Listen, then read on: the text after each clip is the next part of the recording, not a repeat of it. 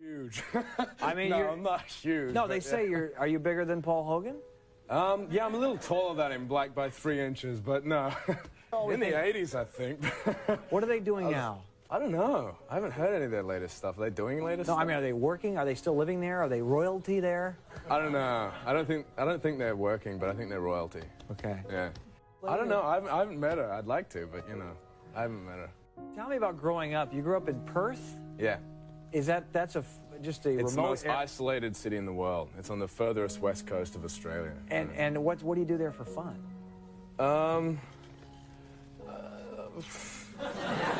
I got out of there. I moved to Sydney. No, for fun? I don't know. You know, the usual stuff. Bleach your hair? Bleach my hair. Is that the kind of stuff you do? Yeah. We've got a Late Late Show T-shirt. All right. You can just Thank you. that up. These are animals with pouches.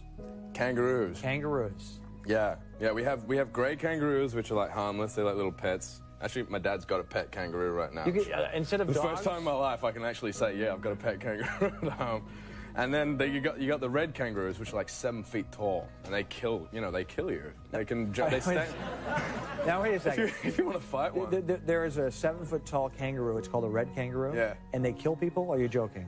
well, if you were to step in the ring with us, 7-foot kangaroo. Well, there we see. So let me see that again. Those are. One's up on its tail. Is that a real picture? Yeah. Did they do that? Yeah, they actually box together. When they fight, they box. When they're fighting over a female roo, they box each other. They stand on their tails and they kick with their feet and punch with their fists. And how do they kill people? Do they?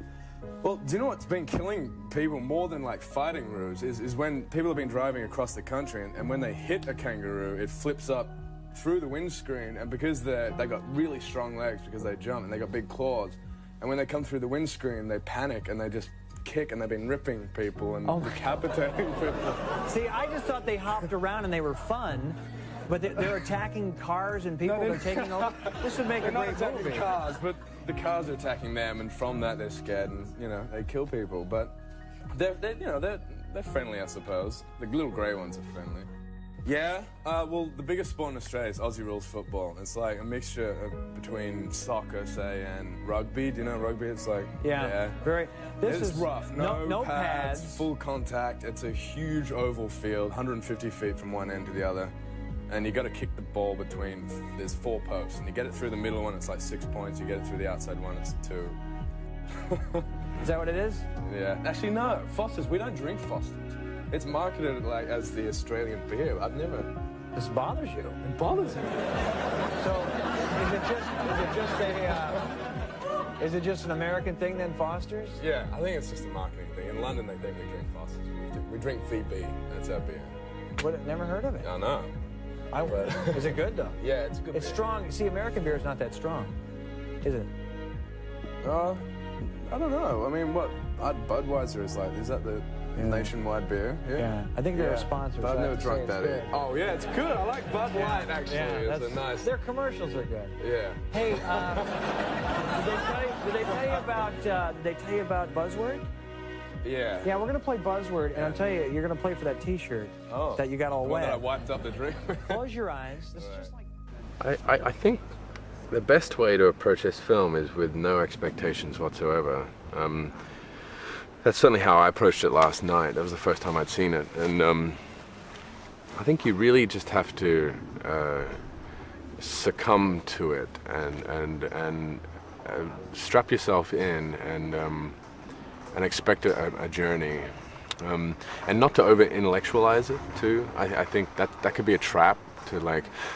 Certainly last night, after watching the movie, I sat back and I got the sense that if you turned the volume of the dialogue down and cut it off, that I would still walk away with the same experience of the movie, just listening to the music and watching the images, you know. So I think I think they'll walk away with a very respectful portrait of Dylan, you know, where Todd, I think, generously preserved the mystique of Dylan, didn't try to box him, put him in a box and summarize him completely, you know, so that maybe. Well, he is active, yeah.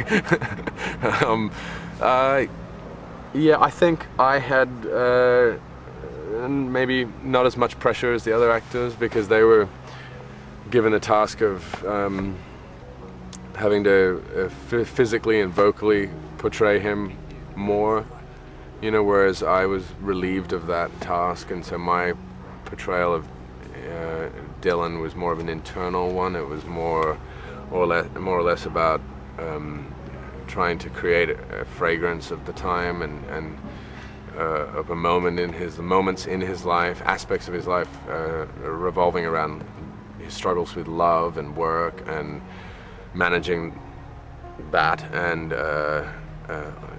also managing his private life in the public eye. And you know, so it was more of I had a specific detached story from his life to portray, and so, you know, it was an honor to be a part of it. But I don't think I didn't have as much pressure on my shoulders in terms of having to accurately become Dylan in any sense. Yeah, I think the movie in a whole is the portrait, not the individual performances.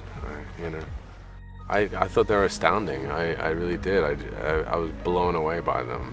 From Marcus playing Woody Guthrie, or Kate playing Bob, or Christian, and it was yeah, I thought it was beautiful. I rarely walk out of a movie and say that I love it, but last night I really loved the experience, and I'm super proud of Todd and grateful to have been a part of it. Yeah, and that's what I mean. I feel like he's retaining his mystique. Like it's not pretending to know everything about Bob Dylan, and so to me, I feel like I know a little bit more about him, but I don't feel like anything's set in stone, you know. So if anything, they'll perhaps have more of an appreciation of his music, perhaps, and his poetry, maybe. I mean, in my early teens kind of thing, I first stumbled across his music, but I think I didn't have a proper appreciation of his music, I think, until I started to develop and mature as a human being, and certainly after being invited into this movie and doing personal research. Through that research, I really gained a larger appreciation and love for his music and his poetry, you know. Because the genius quality to the script, which made it very confusing to read, was the script was written the way the film's edited, you know, and which is amazing, but can make it a very dense read, because nothing's like linear, it's just all over the place. And so it took a few reads to really digest it. He's extremely nurturing and respectful to performance, and you know, he's a highly intelligent person, and so, you know, his direction is delicate but very to the point, and we used a lot of music. You know, whenever there was no dialogue, we constantly had music playing through the scenes, and the songs that he was going to use in the movie we were listening to while acting, and so that was a new experience for me, and something that I thoroughly enjoyed. I think acknowledging that makes it less of a challenge, you know, because you don't feel the pressure that you have to sum him up yourself, you know, like the responsibility is spread and it's shared. Yeah, so and certainly my part, I think I had probably the easiest task as an actor in the film. You know, everyone else I think had more specific physical and vocal traits to Dylan, whereas my storyline with Charlotte was more or less trying to capture a fragrance of his life, and you know, whether it was his struggle with love or marriage and divorce, and his abilities or inabilities to manage his private life with being in the in the public eye kind of thing, and that was it. The thing about the script, it was edited the way you see the movie is the way we read the script, You know, it wasn't necessarily, you know, purely discovered in the editing room. I mean, Todd, in some genius fashion, edited it in the script, which made it a very confusing read, you know, but he somehow put this jigsaw puzzle together, and I think it was beautiful. Actually quite a pleasurable experience, like just, I mean, to sit back and go through kind of archival footage of Dylan and his, you know, the documentaries that are around the Scorsese documentary, and I read the chronicles of Dylan, and he, yeah, so my appreciation for Bob Dylan really expanded the more I investigated, and the more obscure albums and songs that I discovered, the more I was kind of baffled by his genius. And I mean, a lot of it was unnecessary, but just more for kind of pure personal curiosities, I ventured into his life. I was really impressed, actually, with Charlotte. I think she's a wonderful actor, and in fact, I don't even know if you could call her an actor. Like, she refuses to act and perform, and it's stunning the way she doesn't lie, you know, like she won't smile unless she feels a smile, and so her performances are very honest.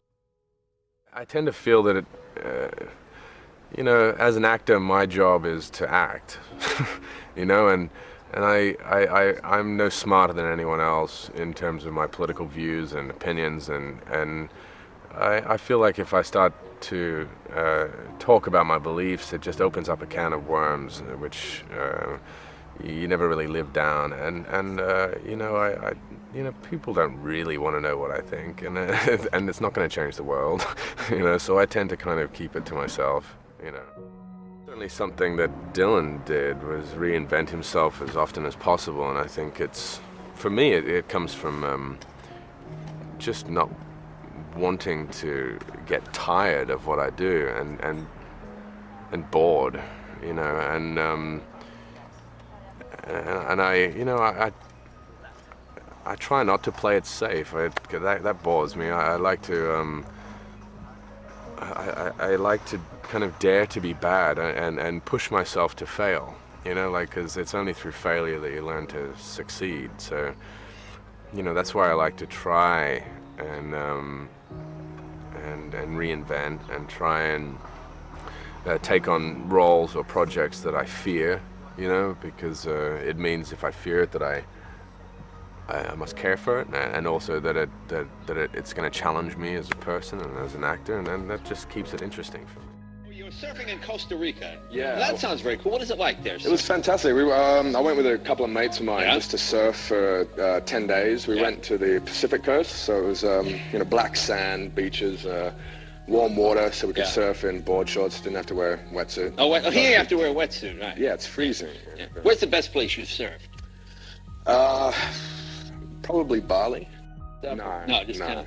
Yeah, no, I'm a soul surfer as opposed to The what? The what? a soul surfer. A soul surfer. Yeah, I take my time, and yeah, it's a relaxing event for me. So you just go wading. An athletic event. Yeah, I just paddle around.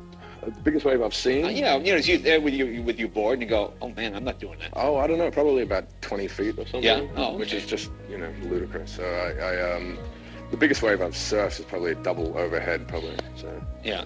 Have you surfed LA here? Yeah. How is it here? Is it any good? It is good, yeah. I've been out there most mornings. I'm doing a movie, Lords of Dogtown, with Catherine Hardwicke, and it's based off the documentary Dogtown Zoo Boys and the skateboarding revolution. And so I've been surfing every morning out here in Venice and up at Point Doom. There's a private beach out there. Is it like a slalom to go through the medical waste? Is it need to take yeah, it is. Yeah, you need protective eyewear. Oh, the syringe! Oh, the syringe! Look out for the syringe! That kind of thing.